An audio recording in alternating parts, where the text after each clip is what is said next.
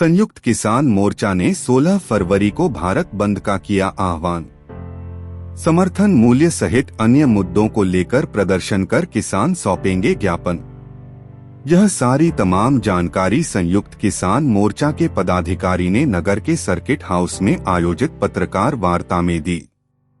आपको बता दें कि एनएसपी गारंटी कानून बनाने, एमएस स्वामीनाथन समिति की सिफारिश को लागू करने सहित किसानों से जुड़ी विभिन्न मांगों को लेकर एक बार फिर से देश में किसान आंदोलन की शुरुआत हो चुकी है, जहां संयुक्त मोर्चा के बैनर तले किसानों के विभिन्न संगठनों ने एक बार फिर से केंद्र सरकार के खिलाफ मोर्चा खोलते हुए देश के विभिन्न राज्यों के किसान दिल्ली चलो के नारे के साथ किसान आंदोलन का आगाज कर चुके हैं। जहां संयुक्त किसान मोर्चा द्वारा आगामी 16 फरवरी को भारत बंद का आह्वान किया गया है, जिसको जिले के किसानों का समर्थन देने के लिए बालाघाट जिले में भी तैयारियां तेज हो गई है। जहां भारतीय किसान मजदूर महासंघ, किसान गर्जना संगठन और भारतीय किसान संघ सहित किसानों के विभिन्न संगठनों के पदाधिकारी ने एक बैठक कर 16 फरवरी के भारत बंद के आह्वान को सफल बनाने और सरकार के खिलाफ आंदोलन कर किसानों से जुड़ी विभिन्न मांगों को लेकर ज्ञापन सौंपने का फैसला किया है। किसान गर्जना संगठन, भारतीय किसान यूनियन, भारतीय संघ, ऐसा हमारा संयुक्त किसान मोर्चे का राष्ट्रीय किसान मजदूर संघ, ऐसा हमारा संयुक्त किसान संगठन का आंदोलन देश में प्रारंभ हुआ है। उसके सभी घटक संगठन हैं और पूरे संगठन के जो जिला के पदाधिकारी हैं वो आज यहाँ पे उपस्थित हुए हैं। और ये पत्रकार वार्ता का जो विषय है वो विषय यह है कि भारत बंद का ऐलान हमारे राष्ट्रीय संयुक्त किसान मोर्चा के जो राष्ट्रीय अध्यक्ष हैं उन्होंने किया है।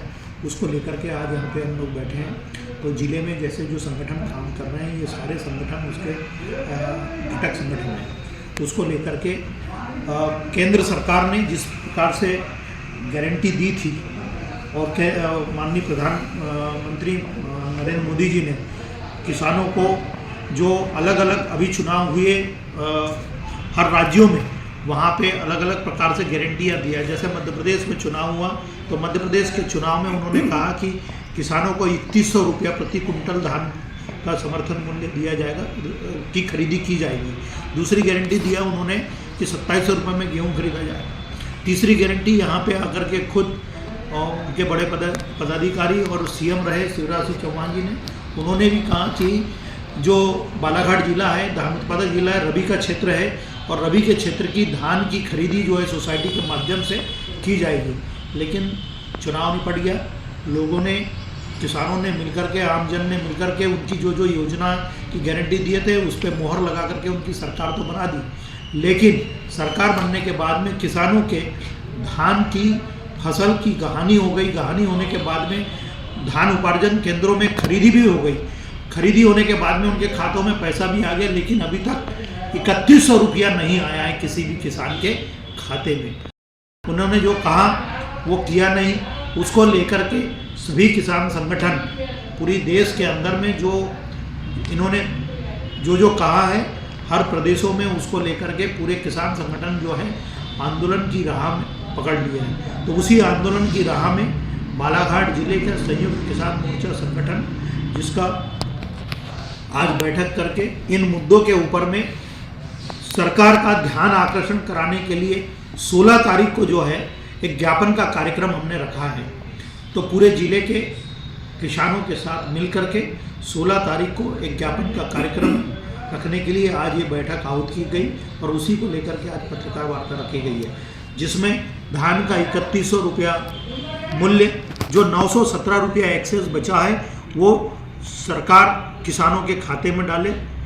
दूसरा 2700 रुपया से गेहूं खरीदी का ऐलान का वो करें। तीसरा रबी अभी लगी है किसानों की पूरे ज़िले में, वो रबी की फसल के खरीदी उपार्जन केंद्र में होने के लिए उसकी जो प्रक्रिया है वो प्रारंभ करें। अगर ये प्रारंभ नहीं करती तो उसका भरपूर मात्रा में विरोध किया जाएगा और भाजपा सरकार को उखाड़ फेंकने के लिए किसान अग्रसर होगा। गांव-गांव में हम बैठ के लेंगे और किसान विरोधी सरकार कह के फिर चौपाल लगा करके हम कार्यक्रम करेंगे। इसलिए हम ज्ञापन दे रहे हैं और चेता रहे हैं कि भारतीय जनता पार्टी आज भी सुधर जाए, जो कही है वो करने के लिए तैयार रहे, और नहीं तो इसको उखाड़ फेंकने के लिए इस जिले का किसान और देश का किसान सामने खड़ा रहेगा। बालाघाट जिले की ताजा तरीन खबरों के लिए चैनल को लाइक, सब्सक्राइब और बेल आइकन को दबाना ना भूले।